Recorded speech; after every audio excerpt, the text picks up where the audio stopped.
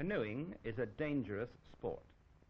There is nothing wrong in that, but all those who take part should take sensible precautions so that they are able to avoid unnecessary risk and cope with accidents. The first essential for safety is a proper life jacket. This should be of an approved pattern suitable for canoeing, and see that it fits properly. A buoyancy aid like this does not give full protection to an unconscious person, as this demonstration shows. No chance to breathe in this position. Here's how a proper life jacket holds you. It doesn't matter how you fall in. A good life jacket will turn you onto your back. On inland waters, one wears the jacket uninflated, and there is sufficient buoyancy like this for most situations. Blow it up more fully if you have to remain in water for a while, or if the water is rough. If your life jacket has a whistle, don't play with it. It's an emergency signal only. There's a spring release on the air valve. Poke it down like this if you need to deflate it. This will get it back to normal size. By the way, if you do fall in on a cold day, give yourself a good rub down and get into dry clothes as soon as you can. Your boat also needs a life jacket, and this means some form of built-in buoyancy. With it, the boat is still a useful raft, even when completely full of water. Without such buoyancy, fiberglass boats could sink. A buoyancy bag like this will grip the sides of the boat once it is blown up.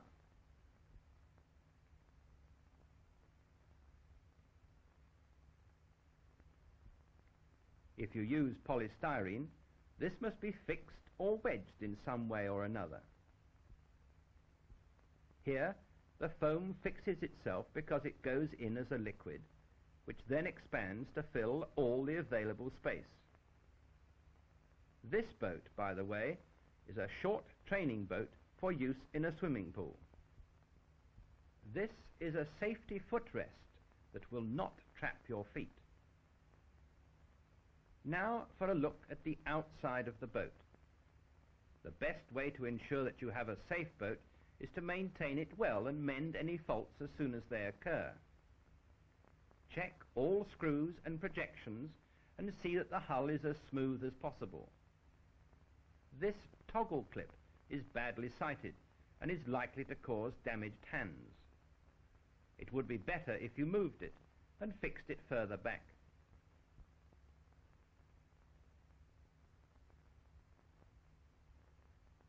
Lines should, of course, never trail in the water.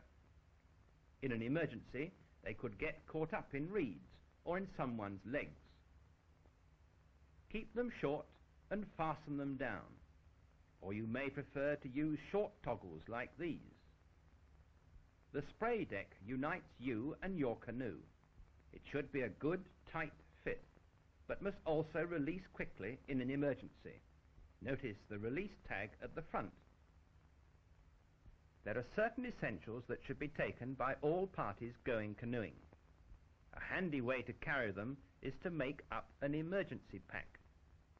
You need some first aid, antiseptic cream, plasters for minor cuts and blisters, and a treatment for stings and bites. Then some first aid for your boat. Most minor gashes can be patched temporarily with this stuff. Make sure that the boat is dry before you stick it down. Take these items as well if you have wood or canvas boats. Then some concentrated food for anyone who is exhausted or injured. Keep it for emergency use only.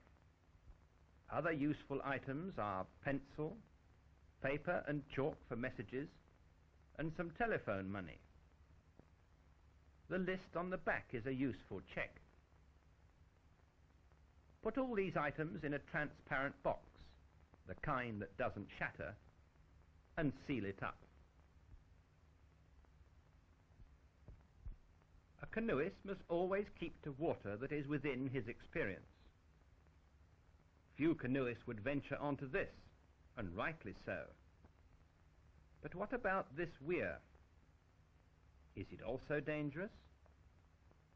To a beginner, the answer is yes, it is dangerous, though later on he will be able to master it and enjoy it. Until then, he must be content to carry the boat round, or lying down like this. Some hazards, like sluice gates, will always be dangerous. Steer clear of them and always portage round.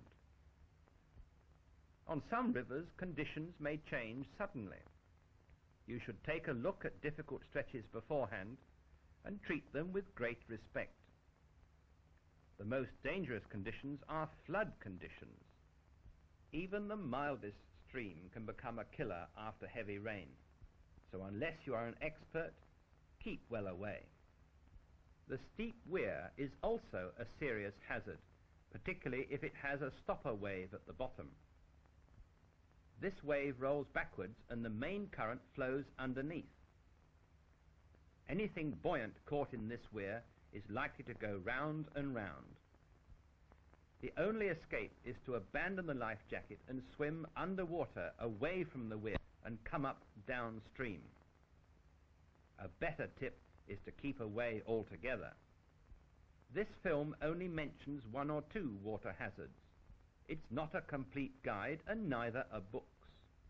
A safe canoeist can only learn from other canoeists with the necessary experience, who will introduce you to hazards as you are ready for them.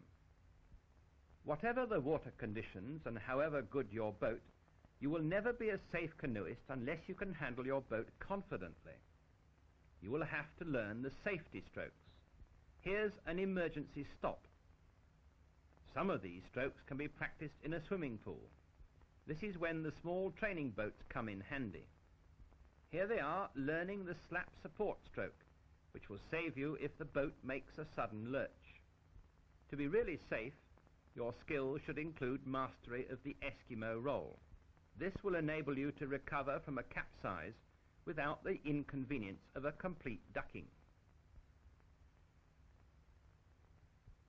If you do capsize and cannot roll, here's what you do. First of all, get out and stay alongside your boat. Both you and the boat are buoyant, so you are normally quite safe. It's no good getting in again until the boat is empty. So if possible, take it to the bank and empty it out. If you cannot get to a bank, you will need the help of other boats. With one other boat to help you, you can do this. It's known as a T-rescue. It's pretty strenuous until you have really got the hang of it. Make sure all the water is out.